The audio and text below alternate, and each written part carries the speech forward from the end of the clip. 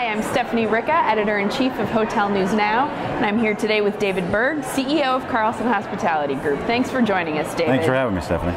So let's just launch right into the biggest Carlson news that's on everybody's mind. We heard earlier this year that HNA Tourism Group was going to acquire Carlson, with the deal projected to go through still yet this year. Can you give us an update on where the deal stands? Sure, Stephanie. We announced that deal at the end of April, and we're going through the regulatory approval process right now, and we expect that it will close this calendar year. So how is the company running in the meantime? Is it business as usual? Any weird quirks or shifts? Well, we are clearly focused on running the business. The integration and the deal process takes up a few people's time, but really the majority of our team is focused on continuing to delight our guests and run our hotel business. Well, it's been obvious over the past couple months that Carlson has had some pretty notable openings, particularly around the world. You've got a lot going on domestically, but also, Asia Pacific, Latin America. Tell us some highlights of some global openings or projects that Carlson has in the works or that have opened recently. Sure. So, as you know, Stephanie, a global hotel company, 1,400 hotels under development and operation across 115 countries. So we do focus on a lot of different parts of the world. But let me highlight a couple places. So you asked about Asia Pacific. Some 15, 20 years ago, we took a leadership position and entered India. And we remain the top brand in India, and we've continued to grow there significantly. We announced recently a 7-hotel deal in Kashmir that now puts us as the only international hotel company in that region. So we continue to solidify our leadership position in India. If you look at our EMEA business, Europe, Middle East, and Africa, we have a leadership position both in Russia and in Africa. We continue our development efforts in Africa and believe that that's a very good long-term investment area for us. Latin America, earlier this year, we bought out our master franchisee in Latin America, so we now have direct control of our brand throughout Latin America. 3 very exciting new openings of Radisson Blues in Santiago, Chile, and other parts of Chile. So around the world, we're quite excited, and obviously here in the United States, we continue to grow. We've had a real focus on our revitalization of the Country Inns and Suites brands. A couple of years ago, we realized that brand needed some refreshing. We came up with what we call the Generation 4 model, a modular build so that an owner and a franchisee can get to the Generation 4 full product over a period of time. And we've seen our growth in that brand increase significantly. We will sign 80% more rooms this year with Country Inns and Suites than we did last year here in the United States. What's your overall vision for that Country Inns and Suites brand? It's traditionally been a domestic one. Do you have specific markets you'd like to see it in to expand it? It clearly has its best legs for growth here in the United States. It's a well-known brand, over 450 hotels here in the United States under the Country Inns and Suites banner. It is the leading brand in India, so it's a very important part of our growth strategy in India as well. But we think there is a significant amount of white space here in the U.S. in that upscale, upper mid-scale select service model that can grow tremendously here in the U.S. as well. Now, speaking of other emerging brands for Carlson, Radisson Red is one that you launched a couple years ago, and now you've got some traction with it, some deals, some openings, and that is also in that sweet spot of select service, going after that typical U.S. traveling consumer. Where does that brand stand right now, and where are you going to take it? Well, Radisson Red is an exciting brand for us. First of all, it is our first global launch of a brand. So we've launched this brand in Asia Pacific, in Europe, in the Middle East, in Africa, Latin America, and the United States. We aren't a company that launches brands every other day. We're very selective in terms of where we put our money and where we put our investment. We did a lot of research around what the guests and what the consumer wanted, and the brand was really driven out of that and grew out of that, and we saw a need for consumers in that upscale, what we call lifestyle select category.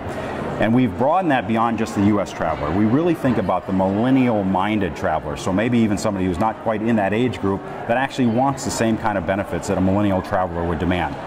high technology, personalized service, a place where they can have social workspaces, or what we call sometimes being alone together. So we're very excited about it.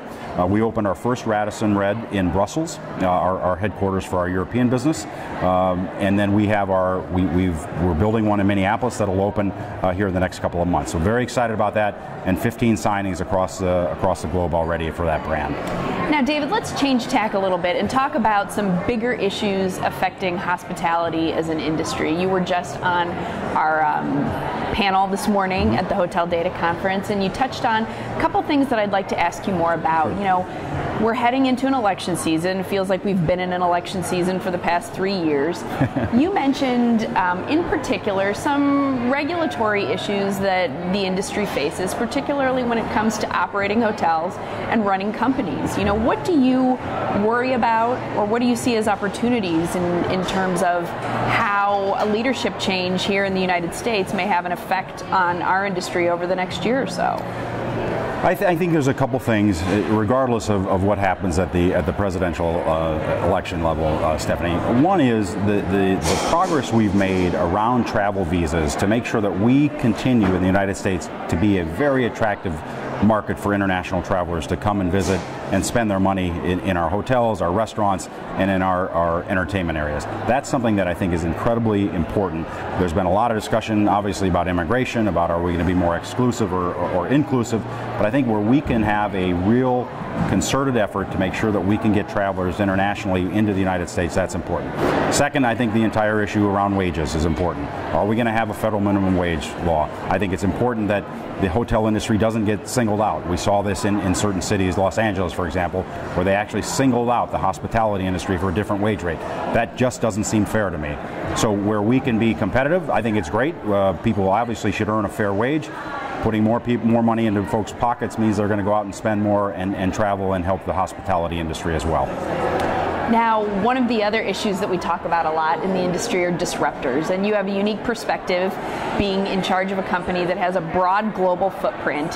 Here we like to talk a lot about Airbnb. Mm-hmm. What are some of the disruptors globally that you think may have an impact on the hotel business as we know it here and abroad? Well, I think if we think about just the sharing economy in general, right? There are different names to the Airbnb concept, the sharing economy within the hospitality space around the world. And I think maybe we do have a bit of a unique perspective at Carlson. There is, without a doubt, the sharing economy is here to stay. To dismiss them and say they're not a competitive threat, not somebody that we need to take seriously, I think is naive. I think there are certain areas, certain niches of the market they'll be more successful.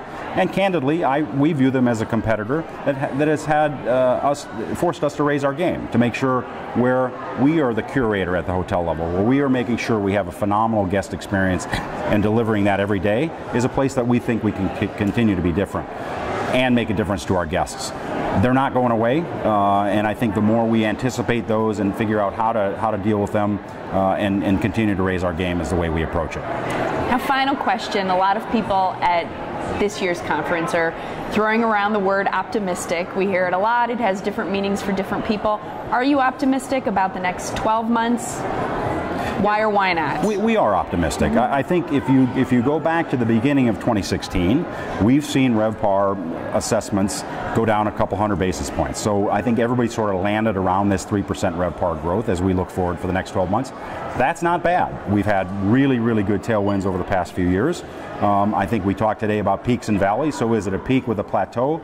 I think it's more like that than a valley. So we are very optimistic. Again, as I mentioned, across 115 countries, there are different economies and things that we need to consider in each of those geographies. But generally speaking, we continue to be optimistic about this industry and about what's in store for Carlson in the future. Great. Thanks so much, David. Thank you, Stephanie. Thanks for joining us. Thanks.